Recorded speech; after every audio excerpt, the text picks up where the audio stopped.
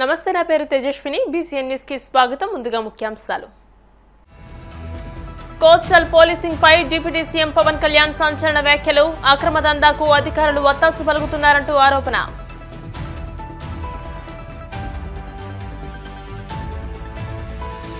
See food processing ప్లాంట్లలో అగ్ని ప్రమాదాల నివారణపై భీమవరంలో ఒకరోజు శిక్షణ, అవగాహన పెంచుకోవాలంటూ హితవు.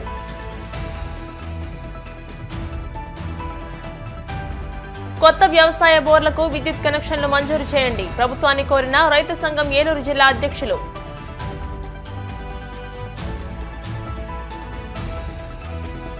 వైభవంగా తిరుచానూరు పద్మావతి అమ్మవారి కార్తీక బ్రహ్మోత్సవాలు. శోభాయమానంగా అమ్మవారికి స్నాపన తిరుమంజనం. కోస్టల్ పోలీసింగ్ పై డిప్యూటీ సీఎం పవన్ కళ్యాణ్ సంచలన వ్యాఖ్యలు చేశారు. కాకినాడ పోర్టు తీరంలో కోస్టల్ పోలీసింగ్ ఏదంటూ ప్రశ్నించారు. కాకినాడ ఎమ్మెల్యే కొండబాబుకి పవన్ చురకలంటించారు. ఎంతో అప్రమత్తంగా ఉండాల్సిన విషయంలో కాంప్రమైజ్ అయితే ఎలా అంటూ నిలదీశారు. పోర్టులో పరిస్థితులపై అసహనం వ్యక్తం చేశారు. కాకినాడ పోర్టు నుండి అక్రమ రవాణా చాలా తీవ్రమైన అంశమని పవన్ కళ్యాణ్ వ్యాఖ్యానించారు. ఇక్కడ ఎన్నో జాతీయ సంస్థలు, పెద్ద కంపెనీలు ఉన్నాయని, ఇక్కడకు ప్రమాదకర శక్తులు వస్తే వాటిని రక్షణకు భంగం వాటిల్లే ప్రమాదం ఉందని హెచ్చరించారు. దీనిని తీవ్రంగా పరిగణించారు అధికారులకు సూచించారు. అనంతరం కాకినాడ పోర్టును తనిఖీ చేశారు. కాకినాడలో స్మగ్లింగ్ కు అధికారులు అండగా ఉంటున్నారని ఆగ్రహం వ్యక్తం చేశారు. పోర్టు అథారిటీ సభ్యులు ఏం చేస్తున్నారని మండిపడ్డారు. తీర ప్రాంతాల్లో అక్రమ రవాణా విషయంలో అధికార యంత్రాంగం వైఫల్యం చెందితే దేశ భద్రతకు భంగం కలుగుతుందని అన్నారు. అక్రమ రవాణాలకు పాల్పడుతున్న వారిపై కేసులు పెట్టి నిజాలను బయటకు తీయాలని డిమాండ్ చేశారు. ఆఫీసులో కూడా వస్తానంటే లేదు సార్, 10,000 మంది జీవితాలు పోతాయి సార్. ఏంటి 10,000 మంది జీవితాలు పోయాయి? పోర్టు ఉన్నదేంటి మీరు కూర్చోబెట్టి స్మగ్లింగ్ చేయడానికి? Seize the ship. స్మగ్లింగ్ అరికట్టాలి. అవినీతికి మయమైపోయింది Kakinada port. Kakinada port is become free for all అని చెప్పారు ఇందాక. ఎలా ఉందంటే ఇప్పుడు వెళ్ళి చూస్తే, దీనికి ఉదాహరణకి ఇక్కడ మీకు ఇన్ఫర్మేషన్ అంటే నేను just to be more authority authentic I'm saying మీకు ఇది కొంచెం చదివి చెప్తున్నాను. ఇది మీకు కాకినాడ పోర్టుకి రోజుకి 1000 నుంచి 1100 లారీలు వస్తాయి. ప్రపంచంలో వివిధ ప్రాంతాలకి బియ్యం ఎగుమతి చేసే పోర్టులో చాలా కీలకమైనది. ఇంత పెద్ద పోర్టుకి సెక్యూరిటీ అధికారిని అడుగుతా ఉన్నాను, ఎంతమంది ఉన్నారు మీ దగ్గర అంటే 1000 నుంచి 1100 లారీలు వెళ్లే ఈ పోర్టుకి 16 మంది సెక్యూరిటీ. లారీకి ఎంతమంది ఉన్నారు మీరు అర్థం చేసుకోండి. అసలు విచిత్రంగా మనోహర్ గారు పట్టుకొని కేసులు పెట్టి అధికారులకి చెప్పినా కానీ, అటు పోలీస్ కానీ, రెవెన్యూ కానీ, సివిల్ సప్లైస్ కానీ యాక్షన్ చాలా నామమాత్రంగా తీసుకుంటా ఉన్నాను. నేను చాలా సందర్భాల్లో ఆయన అడుగుతా ఉన్నాను, కేబినెట్ మీటింగ్స్లో అడిగాను ఏం జరుగుతుందని. నేను ఒకటే ఏం చెప్పానంటే, ఇందాక మన మనోహర్ గారికి వీళ్ళకి మనం ఏ యాక్షన్ కనుక మనం ముందుకు తీసుకెళ్ళకపోతే వీళ్ళు ఇన్ని మాటలు చెప్పి దీన్ని ఏమి ముందుకు తీసుకెళ్లేదేంటి అన్న అపవాదం మనందరి మీద ఉంటుంది. మన ఇంటెన్షన్ వేరు, జరుగుతుంది వేరు. మన యాక్షన్స్, దాని కాన్సిక్వెన్సెస్ సరిగ్గా వీళ్ళు సహకరించట్లేదు. ఇది ప్రజల దృష్టిలో పెట్టాలి. ఇది నిన్న ఢిల్లీ నుంచి వచ్చి అసలు యాక్చువల్లీ ఈరోజు నాకు ఈ ప్రోగ్రాం లేదు. నాకు ఈ రోజున నిన్న రాత్రి స్టెల్లా అనే షిప్లో ఇన్ని 100 టన్నులు పట్టుకున్నారు. పనామాకు సంబంధించిన స్టెల్లా అనే షిప్లో. అలాగే ఇక్కడ దాదాపు 1060 మెట్రిక్ టన్నులు ఇక్కడ పట్టుకున్నారు. ఇంత బలంగా సాక్ష్యాధారాలతో దొరికినప్పుడు దీన్ని ఎలా చేయాలని చూస్తే సమస్య ఎక్కడుంది అంటే, ఇది చాలా డీప్ నెట్వర్క్. ఇది నేను వస్తాను అంటే నిన్న రాత్రి కూడా నాకు చాలా మంది ఫోన్లు చేసి మెసేజ్లు ఏం పెడతారు, మీరు రావద్దు సార్ ఇక్కడికి అంటారు. మీరు ఎందుకు రాకూడదంటే ఒక 10,000 మంది జీవితాలు అతలాకుతలం అయిపోతాయని. పోర్ట్ అనేది it is meant for exports. Kakinada port కానీ ఏ పోర్ట్ అయినా కానీ అనుమతి ఇచ్చింది ఎక్స్పోర్ట్కి, అంతేగాని స్మగ్లింగ్ కాదు. స్మగ్లింగ్ మీద చేసే విధానంలో కూర్చోబెట్టి దానికి పర్మిషన్, దానికి లైసెన్స్ ఇవ్వాల. లీగల్గా ఎక్స్పోర్ట్కి మాత్రమే ఇక్కడ పర్మిషన్ ఇచ్చారు దీనికి. కానీ వస్తే 10,000 మంది జీవితాలు అతలాకుతలం అయిపోతాయి అంటే నాకు ఒకటే అనిపించింది. ఇందాక లోపలికి వెళ్ళి కూర్చుంటే నన్ను ఎంత సహకారం లేదంటే నాకే, as a deputy chief minister of Andhra Pradesh నాకే సహకరించాల పోర్ట్ అధికారులు. షిప్ అక్కడ స్టెల్లా అనే షిప్ ఉంది, పైకి ఎక్కాలి. దాన్ని ఒక దాదాపు 6 కంపార్ట్మెంట్స్, 3 కంపార్ట్మెంట్స్ ఇది ఉంది. దాన్ని సీజ్ చేసి అక్కడ ఆఫ్ చేసాం. లోపలికి వెళ్ళి చెక్ చేద్దామంటే అనుకూలంగా లేదు మీకు పైకి ఎక్కడానికి అని చెప్పి అక్కడే తిప్పుతున్నాను నన్ను. ఇంత ఆబ్వియస్ గా నాలాంటి వాడికి, ఇంత ఆబ్వియస్ గా అందరూ చూస్తుండగా, అంటే దీని వెనక ఎంత డీప్ రూటెడ్ నెట్వర్క్ పనిచేస్తాం మీ అందరికీ అర్థం. కొండబాబు గారు కూడా అదే చెప్తా ఉన్నారు. చూడండి సార్ ఎలా ఉందంటే అదే చెప్తా ఉన్నారు. నేను మీకు ఎప్పటి నుంచో మొత్తుకున్నాను సార్, ఇదే మీకు మీ దృష్టికి తీసుకొస్తుందని. ఇందాక మీకు చెప్పాను, కొండబాబు మనం కూర్చోబెట్టి మనం మెత్తగా ఉంటే సరిపోదు, మనం గట్టిగా మాట్లాడాలి దీని మీద మనం అందరం అని అది చెప్తా ఉన్నాను కొండబాబు గారికి.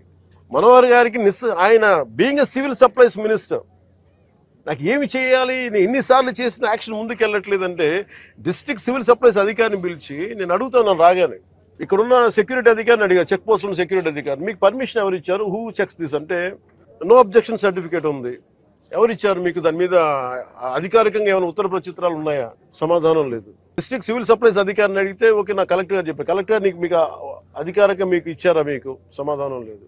ఇవన్నీ చూస్తుంటే ఇది ఏమైపోయిందంటే వాళ్ళకి చాలా డీప్ ఇంట్రికేట్ నెట్వర్క్ లాగా ఉంది. ఉన్నత స్థాయి అధికారుల దగ్గర నుంచి లేదు సార్, అక్కడికి వెళ్తే కొంచెం ఇది అవుతుంది సార్, ఎందుకు సార్ ఇప్పుడు కాదు సార్, తర్వాత సార్ ఇప్పుడు యాక్షన్ తీసుకున్నాం సార్, రిపీటెడ్గా చెప్తా ఉన్నారు. నాకు నిన్న విసుగొచ్చి ఒకటే చెప్పాను, పోలీసు వస్తారా రండి, లేదంటే నేను కూర్చోబెట్టి నేను కారులో నేను వెళ్ళిపోతాను, అధికారులు నా పక్కన రాకపోయినా పర్లా. ఈ నిర్ణయం తీసుకొని ఇక్కడికి వచ్చింది, ఇది ప్రజలకు తెలియాలి. ఇది జిల్లా వైపు నుంచి కానీ మేము పర్యటనలో మేము పదే చెప్పాం, తూర్పుగోదావరి జిల్లా నాయకులు కానీ ఎమ్మెల్యేలు కానీ we gave a word to people, మేము ప్రజలకు మాట ఇచ్చాం, పారదర్శకత చూపిస్తాం, ఇలాంటి అవినీతిని ఇలాంటి స్మగ్లింగ్ని మేము అరికడతామని ఆ దిశగా చర్యలు తీసుకోవడానికి మేము ముందుకెళ్తున్నాం.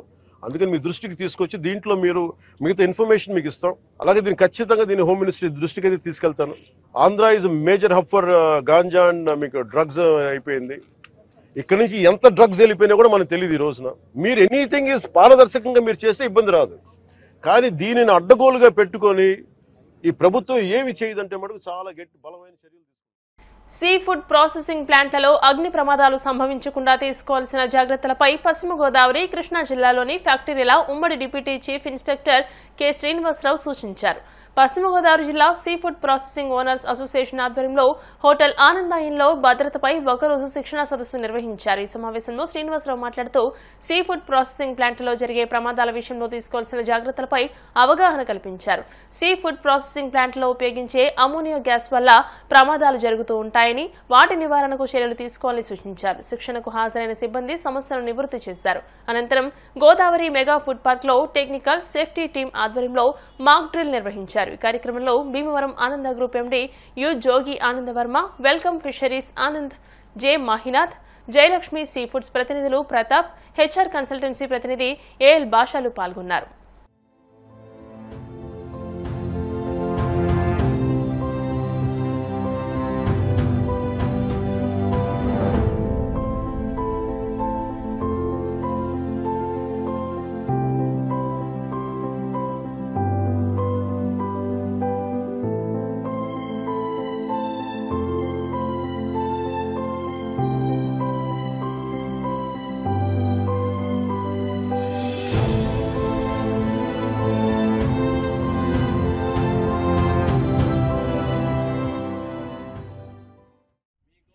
వచ్చిన తర్వాత మీరు అందరూ బయటకు వచ్చారు కదా, అలారం వచ్చాక నెమ్మదిగా ఏదో జస్ట్ ఊసులాడుకుంటూ మాట్లాడుకుంటూ రావడం కాదు. మీరు మీ పక్క వాళ్ళతో చెప్పి కొంచెం స్పీడ్ గా నడుస్తాను చూసారా, అలా స్పీడ్ గా నడుచుకుంటూ రావాలి. స్పీడ్ గా నడుచుకుంటూ, పరిగెత్తుకుంటూ కూడా కాదు. అంటే నిజంగా మీరు ముందు తెలుసు కాబట్టి ఇలా వస్తున్నారేమో, కానీ రియల్ ఎమర్జెన్సీలో మీరు ఇలా వస్తే మాత్రం అవ్వదు. అలా వస్తున్నప్పుడు అక్కడ స్లిప్పరీగా ఉంటుంది, తడి గట్ట స్లిప్ అయిపోయి పడిపోకుండా ఒకళ్ళు పడ్డారనుకోండి, వాళ్ళ మీద ఒకళ్ళు పడిపోతారు. అది చూసుకుంటూ మీరు ప్లాంట్ గా తొందరగా ఇక్కడ అసెంబ్లీ పాయింట్ కి వచ్చేయాలి. ఇంకేమైనా అమోనియా స్మెల్ వచ్చినా, ఇంకేమైనా అనిపించినా, మీ ఏరియాలో అనిపించినా మీరు అలారం కొట్టండి. మీ దగ్గరలో ఉన్న అలారం ఏదైతే ఉందో అది మీకు ఏమైనా అన్సేఫ్, బాగాలేదు పరిస్థితి, రిస్క్ గా ఉన్నది అంటే మీరు అక్కడ మీ దగ్గరలో ఉన్న అలారం ని ప్రెస్ చేయండి. మీ దగ్గరలో ఉన్న అలారం ని ప్రెస్ చేయండి. ప్రెస్ చేసి మీరు అసెంబ్లీ పాయింట్ కి వచ్చేసి మీ చుట్టుపక్కల ఉన్న వాళ్ళని కూడా అసెంబ్లీ పాయింట్ దగ్గరికి తీసుకొని రండి. मालूम हो गया आपको, क्या हुआ ना, हमारा प्लांट में अमोनिया का सिलेंडर गैस यूज कर रहे, वो उसमें गैस लीक हो जाए तो आप किधर जाने के लिए, कौन सा प्लेस जगह है हमारा सेफ में, उसमें जाने के लिए, उधर खड़ाने के लिए ये मॉक ड्रिल कंडक्ट किया। अभी हमारा को अमोनिया गैस सिलेंडर लीक हो गया। लीक होने के बाद हमारा को अलार्म बज रहा है ना, साउंड आ गया ना, वो साउंड से आप किधर से आ गए बाहर, वो इमरजेंसी डोर से बाहर आ गया। बाहर आके किधर आ गया आप, असेंबली पॉइंट है, असेंबली पॉइंट पास आके कढ़ाया। अभी हमारा आदमी लोग है ना, वो अमोनिया गैस लीक हो गया, उधर हमारा मेंटेनेंस टीम है, इमरजेंसी टीम है, वो लोग पीपी किट ऑक्सीजन सिलेंडर वही लगा के जाके वो पूरा बंद कर दिया। बंद करने के बाद वो लोग भी इधर आ गया, आप लोग इधर आ गया। अभी उधर कोई हो गया, कोई आदमी नीचे गिर गया, नहीं तो कोई आदमी मर गया, ऐसा चेक करने के लिए गया, उधर कोई भी नहीं है। आप लोग इधर आ गए ना, असेंबली पॉइंट पास आ गए ना, आपका पूरा आदमी को काउंट किया, हमारा पास कितना आदमी ड्यूटी पे आ गया, वो लोग पूरा आ गया, नया आया, चेक किया, 4 आदमी आ गया था। अभी अंदर कोई भी प्रॉब्लम नहीं है। डिपार्टमेंट वाले आके हमारा को मॉक ड्रिल कंडक्ट किया। अमोनिया में आपको मालूम पड़ने के लिए मॉक ड्रिल कंडक्ट। కొత్త వ్యవసాయ బోర్లకు విద్యుత్ కనెక్షన్లు వెంటనే మంజూరు చేయాలని ఆంధ్రప్రదేశ్ రైతు సంఘం జిల్లా అధ్యక్ష కార్యదర్శులు కట్ట భాస్కర్రావు కె శ్రీనివాసులు డిమాండ్ చేశారు. శుక్రవారం ఏలూరు అన్నే భవనంలో వ్యవసాయ బోర్లకు విద్యుత్ కనెక్షన్ల సమస్యపై చర్చించారు. జిల్లాలో 720 కొత్త వ్యవసాయ బోర్లకు విద్యుత్ కనెక్షన్ మంజూరు చేయకపోవడం వల్ల రైతులు ఇబ్బందులు పడుతున్నారని ఆందోళన వ్యక్తం చేశారు. బోర్లపై ఆధారపడి వ్యవసాయం చేస్తున్న రైతుల పంటలకు నీరు అందడం లేదన్నారు. వ్యవసాయ బోర్లకు విద్యుత్ కనెక్షన్ల కోసం రైతులు కార్యాలయాల చుట్టూ తిరగాల్సి వస్తుందని ఆవేదన వ్యక్తం చేశారు. విద్యుత్ కనెక్షన్ల మంజూరుపై జరుగుతున్న అవినీతిపై సమగ్ర విచారణ జరిపి బాధ్యులపై కఠిన చర్యలు తీసుకోవాలని డిమాండ్ చేశారు. ఈరోజు జిల్లాలో వ్యవసాయం మీద ఆధారపడి మెట్ట ప్రాంతంలో రైతులు బోర్ల మీద ఆధారపడి వ్యవసాయం చేస్తూ ఉన్నారు. అంటే బోర్లు ఆధారంగా వ్యవసాయం చేస్తున్న రైతులకి కొత్తగా బోర్లకి ఏర్పాటు చేసుకుని వ్యవసాయం కొత్త విద్యుత్ కనెక్షన్ కోసం దాదాపు 720 మందికి పైగా వాళ్ళ దరఖాస్తులు పెట్టుకుని ఉన్నారు. అయితే సంవత్సరం 6 మాసాలు అయిపోతున్నా సరే వ్యవసాయ బోర్లకి కొత్తగా విద్యుత్ కనెక్షన్లని విద్యుత్ శాఖ వారు మంజూరు చేయడం లేదు. దీనివల్ల అన్నదాతలు ఇబ్బంది పడుతున్న పరిస్థితి ఉన్నది. ఒకవైపు ఏమో పంటలకి నీళ్ళు అందక ఇబ్బంది పడతా ఉన్నారు. మరి ఇట్లాంటి పరిస్థితుల్లో వ్యవసాయ బోర్లకి సంబంధించిన విద్యుత్ కనెక్షన్లని వెంటనే మంజూరు చేయాల్సిన అవసరం ఉందని చెప్పేసి మేము రైతు సంఘం తరఫున భావిస్తూ ఉన్నాం. కొన్ని చోట్ల అయితే వ్యవసాయ బోర్లకి కొత్తగా విద్యుత్ కనెక్షన్ మంజూరు చేయాలంటే విద్యుత్ శాఖ అధికారులు కానీ సిబ్బంది కానీ డబ్బులు వసూలు చేస్తున్నట్టు లంచాలు తీసుకున్నట్లు కూడా తెలుస్తూ ఉన్నది. దీని మీద కూడా విద్యుత్ శాఖ ఉన్నతాధికారులు సమగ్ర విచారణ జరిపించాలని చెప్పేసి కూడా మేము రైతు సంఘం తరఫున కోరుతా ఉన్నాం. ఇవాళ వ్యవసాయం మీద ఆధారపడి రైతులు ఎంతో కష్టపడతా ఉంటే ఆ అన్నదాతల దగ్గర నుంచి ఇవాళ విద్యుత్ శాఖ అధికారులు వేలకు వేల రూపాయలు, లక్షల రూపాయలు ఇవాళ విద్యుత్ కనెక్షన్ల పేరుతో డబ్బులు వసూలు చేయడం చాలా దుర్మార్గం, చాలా అన్యాయం చెప్పేసి కూడా మేము భావిస్తూ ఉన్నాం. కాబట్టి అట్లా కాకుండా ప్రభుత్వం వెంటనే స్పందించి ఈరోజు ఏలూరు జిల్లా పరిధిలోనే 72,000 వ్యవసాయ విద్యుత్ కనెక్షన్లు ఉన్నాయి. మరొక 720 విద్యుత్ కనెక్షన్ల కోసం రైతులు దరఖాస్తులు చేసుకున్నారు. మరి ఆ దరఖాస్తులు వెంటనే పరిశీలించి వెంటనే వ్యవసాయ బోర్లకు విద్యుత్ కనెక్షన్లు మంజూరు చేయాలని చెప్పేసి కూడా మేము రైతు సంఘం తరఫున విద్యుత్ శాఖ అధికారులు కోరుతా ఉన్నాం. వెంటనే చర్యలు చేపట్టాలని చెప్పేసి కూడా విజ్ఞప్తి చేస్తూ ఉన్నాం.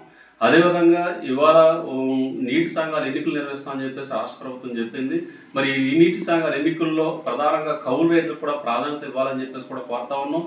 వ్యవసాయం చేస్తున్న కౌలు రైతులు మరి అట్లాంటి కౌలు రైతులకి ఈరోజు ఓటు హక్కు కల్పించి ఇవాళ సాగునీటి సంఘాల్లో కూడా ప్రాధాన్యత ఇచ్చే విధంగా ప్రభుత్వం చర్యలు ఉండాలని చెప్పేసి కూడా విజ్ఞప్తి చేస్తా ఉన్నాం.